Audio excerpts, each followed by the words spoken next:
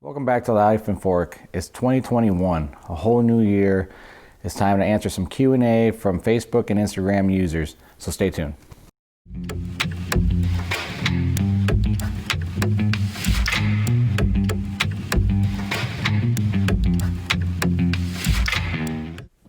So with a new year, it's a new beginning to Life and Fork's channel. We're gonna do more videos this year, hopefully new content, and I wanna start off with a nice little easy Q&A. I posted on my live earlier today on Instagram and on Facebook for any user to ask me any questions they want. So I'm gonna answer a couple of them right now. So over on Facebook, Tyler asked, I'd love to get some tips on plating. Well, plating is a technique that involves a lot of thinking ahead of time. When I decide to do a plate and come up with what my presentation is going to be, I like to think about it like almost creating art. So I like to look at it in two aspects: height and color. So what's the height on the plate? What's going to be the lifter per se? So if I'm doing like a fillet dish, am I doing like a mashed potato on the bottom to put the fillet on top? What is the focal point? You know, it shouldn't be flat. None of your plates should be 100% flat. They should be, they should have some height to it. So that's the first step. The second step, and I think the most important step, is color. So when you're designing your plate, you gotta look at all the colors on your plate. You can't just do spinach, grilled asparagus with a fillet or a piece of fish, because now you have just too much green.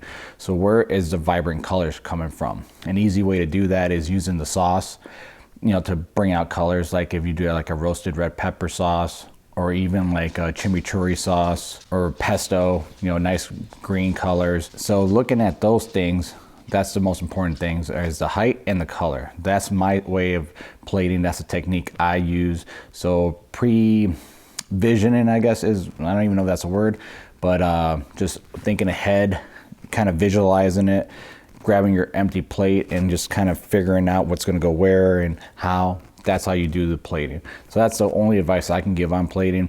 I'm sure there's someone out there who can chime in a little bit more on that. So Tyler, I hope that helps you. Yadi over on Facebook asks, counting macros. People say it's hard. What are the tips for people to continue and not to give up? Macros to stay in shape is what she's asking for. So for instance, I follow a macro-based diet for myself. I wouldn't say a diet, because I don't think I do. I don't feel like I do. And I think that's what helps me stay on it. That's the first thing I think people do wrong. They look at diets like, almost like work. Like you gotta sit there and really focus on doing it. So first, that's the first thing you should do, is not go into it looking like that. Once you figure out your macros, then you start building your meals. So what I like to do is try to get most of my carbs before and after my workout. So right now I'm doing early morning workouts. So I start off the morning with a nice carb-based meal. For instance, mine is Greek yogurt and a nice oatmeal to start off. Something a little bit lighter, but still gives me nice, slow digestion carbs. That way my workout goes nice and smooth. Then when I get back, I hit it with a regular breakfast. Right now it's 150 grams of egg whites, 2 whole eggs, a chicken sausage, a little bit of cheese, and 1 slice of whole wheat bread. So that gives me my protein and again, a little bit more carbs. So for the macro base, how do you stay on it? I would say once you figure it out, then you start building meals that you like. By that I mean things that you can fit in that make it easy. So I love omelets, so that's my go-to for my second meal. My first meal is stationary all the time, and then my third meal I have like a chicken burger or something like that. So I still find ways to introduce things I love, like cheeseburgers. Well, that's basically it. Cheeseburgers is my thing, but I don't really do a lot of sweets, so that's not a big issue for me. Now, a tip that my fiance uses is she introduces all her favorites in there. She fits quesadillas in, because quesadillas have cheese. Cheese is fat. So on your macros, you should have fat. So she introduces things that make it easy for her not to get sidetracked. So that's my advice on how you stay on them. Once you figure them out, you start building meals. You look, like there's an app that you can use. I mean, I know that most people use MyFitnessPal, or I use Avatar Nutrition or RP Diet. They all have apps now, so it tracks everything. And once you know what it is, stay to it.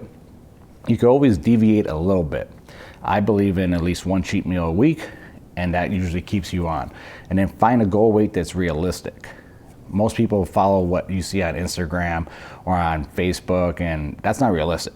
I mean, those people, diet down really hard. They dehydrate for those pictures. They also Photoshop a lot of those pictures. So if you're thinking that you're gonna look like that all year round, that's not realistic. Find a realistic weight and stick to it. And don't look at the scale too often. That's another mistake I think a lot of people do with the macro-based diet. They see that they went up 2 pounds, 3 pounds, but that necessarily isn't fat.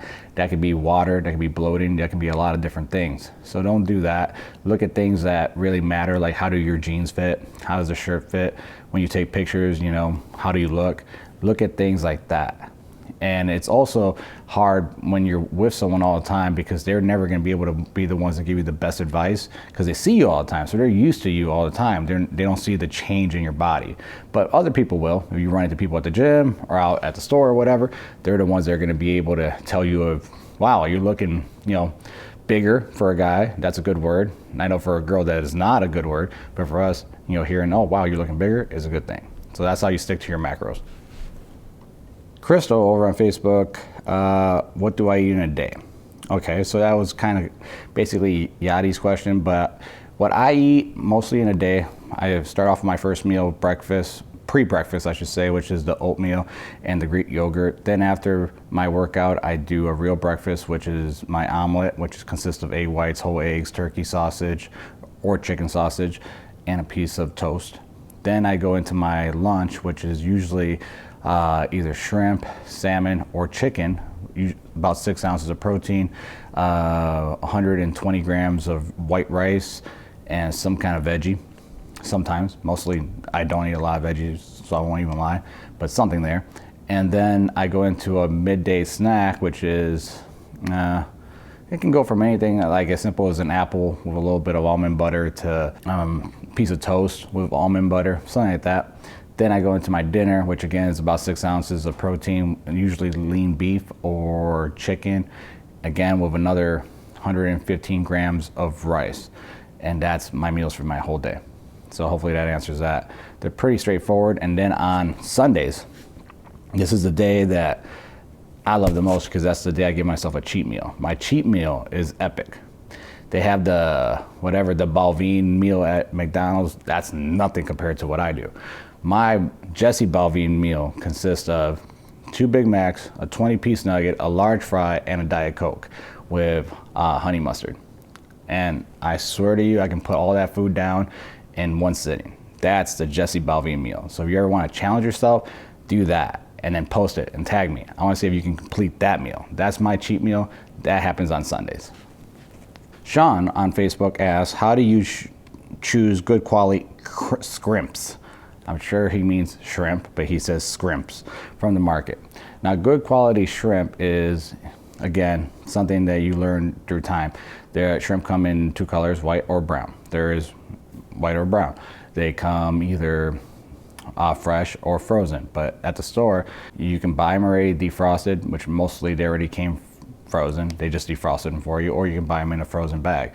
What I like to do is always buy white, preferably from the Gulf of Mexico.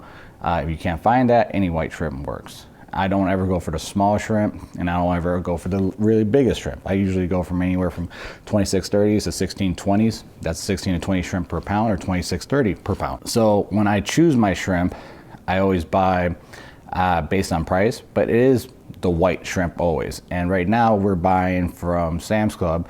We buy a 3-pound bag. It already comes peeled and deveined, and it's perfect, because all we gotta do is pull it out, weigh out what we want, and just cook it. So that's how I choose my great quality shrimp.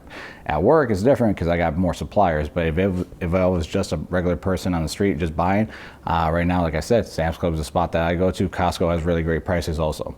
So those are my 2 stores for good quality shrimp. So check that out. So that's it. Those are the questions that I answered today. Hopefully you guys liked that little quick video. It's just a little insight into some basic stuff that people are curious of. If you have any questions or anything you want to see in my next video, I will answer them. And as always, love you guys. Stay tuned, hit subscribe, share love, tell people. We're trying to grow more and more. We started almost 3 years ago now, and we're going up a little bit at a little bit. Hopefully this year will be the year that we finally get to some kind of goal of whatever. But in the meantime, I'm loving doing this. Love you guys. See you soon. Bye.